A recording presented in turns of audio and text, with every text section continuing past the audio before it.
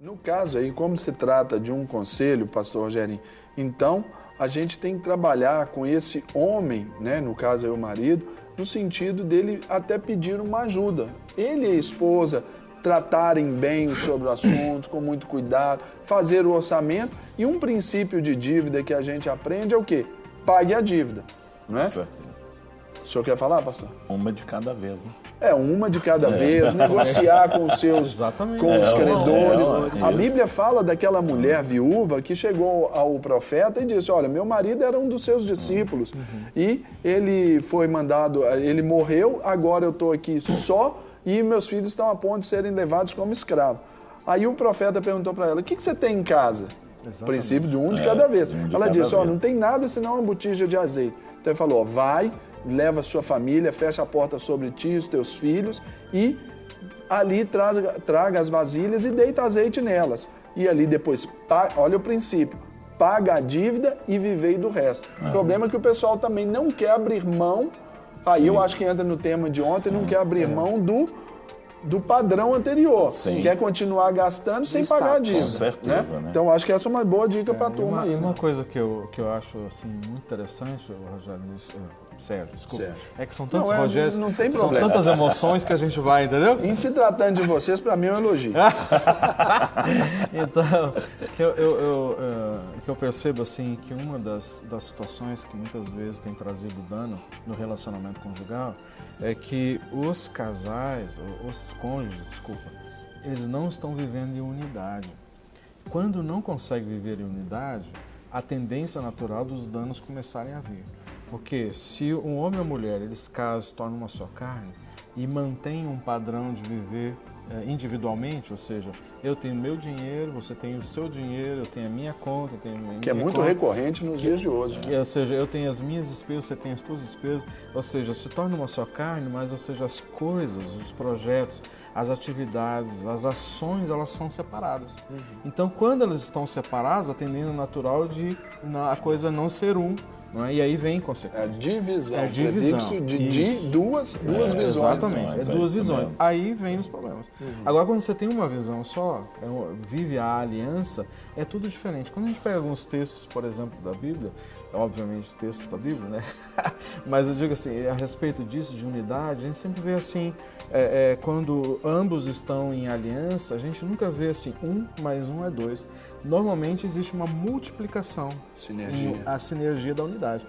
Quando fala a respeito de texto de Eclesiastes, quando fala que o cordão de ter 3 dobras é muito mais difícil de ser vencido, por causa disso. Quando o texto, quando fala a respeito de, eu não estou lembrando agora o endereço desse texto, quando um vencerá 1.000 e 2, 10 mil, faz fugir a 1.000 e 2, 10 mil. Então não é 1 mais 1 é 2, né? Então, é porque isso chama-se aliança. Então, quando ambos estão ligados, unidos, então, em vez de 1.000, são 10 mil. Então, existe um poder de multiplicação quando ambos estão focados no mesmo alvo, na mesma direção. Os sonhos, os projetos de ambos é o mesmo. Então, aí existe multiplicação nisso. Então, o dinheiro investido, o recurso investido dentro da aliança, ele multiplica. Fora da aliança, ele vai trazer o quê? Divisão. Isso. Então, para nossa... Quer falar, pastor? Pode ir lá, fica à vontade. Com relação à posição desse homem, uma coisa que tem me chamado a atenção é o aspecto emocional dele, o sentimento de fracasso. Sim. Então, muitas vezes, ele se sente um fracassado e, por orgulho ou por qualquer uma outra situação, se sentindo fracassado, ele não busca ajuda naquela que tem a função de ser a ajudadora, que é a sua esposa. Aí ele torna a coisa imposta. Né? Exatamente. Então, aí ele vai fugir. Então, eu sou um fracassado, eu não vou pedir ajuda, né? Aí pode ser vários motivos que o levam a não reconhecer, né? E pedir ajuda à sua esposa, e aí foge da situação do problema. Então, é uma situação que ele precisa rever o que realmente está por trás dessa atitude do divórcio. E normalmente, Rogério, então vamos entrar aqui já no poder do Espírito Santo, no poder regenerador do Espírito Santo. Quando se fala sobre a paternidade de Deus, tem a nossa paternidade quando falha. E uma delas é exatamente essa. A nossa paternidade biológica, emocional, quando falha, gera problemas assim, que pode ser dos problemas dele. Com certeza. Então, até a falta dessa referência paterna na vida dele, ou de ver o seu pai com uma característica de provedor... Só lembrando aqui aos nossos telespectadores que isso tudo aqui, essa bate-bola aqui começou, né? Por um conselho, já estamos entrando no assunto, e que nós não estamos afirmando que seja o problema dele. Claro, só é uma das vertentes aí daquilo que pode ajudar. Né? Algumas das situações que podem estar por trás dessa atitude. Né? Então, a gente não bate o martelo, porque a gente não conhece também a história. Né? Porque a gente entende que quando a coisa flói, não diminui, entendeu? Entendi. Profundo, né? O negócio. Não, aí muito profundo. Desanimei, animais. Gostou dessa, pastor? Gostei. Tem o fluir e o fluido, né? Fluido. Agora aqui. Boa essa. Então vamos lá. Tendo lido esse texto que o pastor Guerra aí, de que maneira o Espírito Santo pode regenerar uma pessoa, pastor?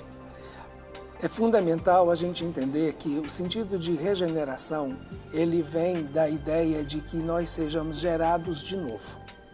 Então, o Espírito Santo, ele faz, não só nos convence, mas ele vem e traz para nós, igual nós falamos ontem, a necessidade da manifestação da justiça de Deus, que vem através de Cristo Jesus. E quando a gente recebe isso através do arrependimento, do aquebrantamento, a justiça de Deus, o Espírito Santo habita em nós.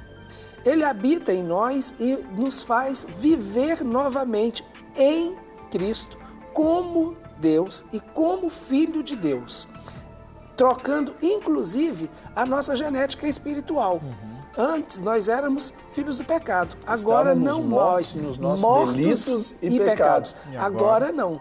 E esse Espírito Santo traz essa obra de regeneração em nós, morando em nós, habitando em nós e testificando em nós que nós somos filhos de Deus.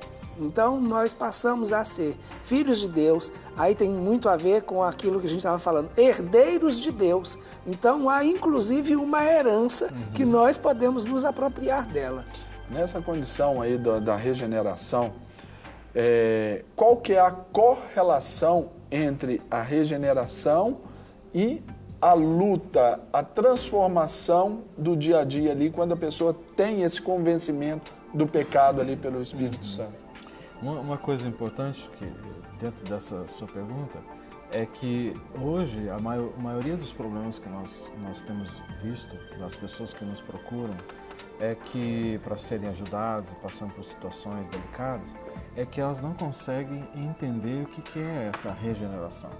Ou seja, eles foram regenerados pelo Espírito, mas vivem mortos nos seus delitos e seus pecados. Então nós temos assim um universo de irmãos e irmãs que estão dentro das igrejas como um todo, que foram regenerados, que têm uma herança disponível, mas continuam vivendo como mortos dos seus delitos e seus pecados. Então, o que acontece? As pessoas não conseguem experimentar essa verdadeira liberdade que o Espírito Santo nos concedeu, que o Senhor Jesus nos concedeu. Ou seja, nós somos livres, libertos, nós somos regenerados em Cristo Jesus. Então, o que eu quero dizer é que essa realidade, isso traz um dano muito grande na vida das pessoas, porque ela continua ainda a pensar e a viver como se estivesse ainda na antiga vida, ou seja, a não entendeu, compreendeu esse sacrifício de Jesus na cruz do Calvário, de que hoje eu tenho uma nova natureza, fui recriado em Cristo Jesus. Por isso que a palavra diz regenerado, ou seja, vem de genética, genética, gerado novamente. E é essa a realidade que nós precisamos entender. Muitos dos problemas das crises que as pessoas enfrentam hoje, das feridas na alma, são oriundas, desse desconhecimento, dessa realidade que foi conquistada na cruz do Calvário. E aí nós temos uma série de pessoas vivendo os seus dramas, suas lutas, não conseguem muitas vezes ter um relacionamento equilibrado, principalmente na questão conjugal, como nós falamos aqui hoje, E aí então vai trazendo, só agravando situações. Então uma das coisas que a gente acaba fazendo, sendo usados por Deus para fazer, a curar, ser usados por Deus para curar as pessoas dessas feridas, né? A outra é levarmos as pessoas a entenderem a sua condição em Cristo Jesus e para que a partir dela consiga começar a dar os seus passos iniciais e experimentar então aí na sua própria vida os fatores transformadores no que diz respeito à sua nova condição de ser filhos de Deus, co-herdeiros com Cristo Jesus. E essa realidade de ser co-herdeiro, saber que tem uma herança, que eu vou desfrutar dessa herança em Cristo Jesus, essa é uma das maiores realidades e impedimentos das pessoas romperem, fluírem nas suas vidas. Porque qualquer adversidade, qualquer sobrepeso é motivo para prostrar. Por quê? Porque ela não consegue, porque ela não consegue entender que o Senhor levou sobre si todas as nossos pecados, nossas maldições. Então qualquer vento diferente, ela prostra, porque ela não entendeu ainda a sua verdadeira condição como cristão. E esse ensino da regeneração, ele não está pronto, vamos dizer assim, na igreja hoje. Porque é muito mais fácil a graça de graça, né? Porque você vem do jeito que você está, tá tudo certo e vem. Exatamente. E você é uma nova criatura em Cristo e pronto, acabou. Não, a pessoa precisa também passar por esse processo de transformação, que é uma ação até dela mesma. Tem um processo que eu sempre falo assim, a gente vê que as pessoas não estão acostumadas a conviver com paz. Vou te explicar por quê. Muitas vezes a pessoa vem num lar terrível, aí cresce, depois casa, tem um relacionamento ruim, e vai só vivendo coisa ruim. Aí converte. Chega na igreja, começa a entender que Jesus é paz. Mas ela está tão acostumada a viver em guerra, com coisas ruins, que ela não consegue coordenar. Eu falei, falei com guerra. É tão difícil conviver com guerra. Mas não é o Ademar. Com guerra, né? Aí, então a pessoa, ela sente dificuldade de ter paz. Eu já atendi pessoas assim, eu tenho dificuldade de conviver com a paz. O mundo delas é aquele mundo de tormento. De tormento. Né? Aí ela entra e conhece um Jesus que traz paz, um Espírito Santo que vai regenerar a pessoa, vai tirar tudo aquilo que é. Aí a pessoa fala, como é que eu vou conviver com isso agora? Como é que eu vou conviver com uma paz se eu sempre convivi com essa tormenta?